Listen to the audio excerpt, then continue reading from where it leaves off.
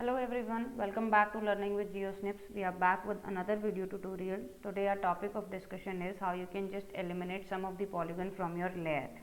What we have to do, we have added a shapefile of Uttarakhand region here. You can see that there is having many polygons in the layer.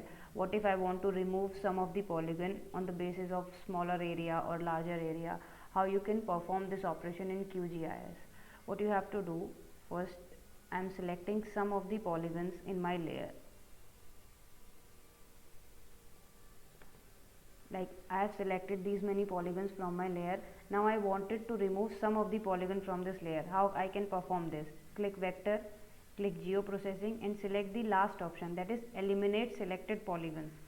First choose the layer which you want to choose, and then in the second option it will ask you how you want to merge the selection with neighboring polygon, whether you want it on the basis of largest area, you want it on the basis of smallest area, or you want to select the largest common boundary between all the selected polygon.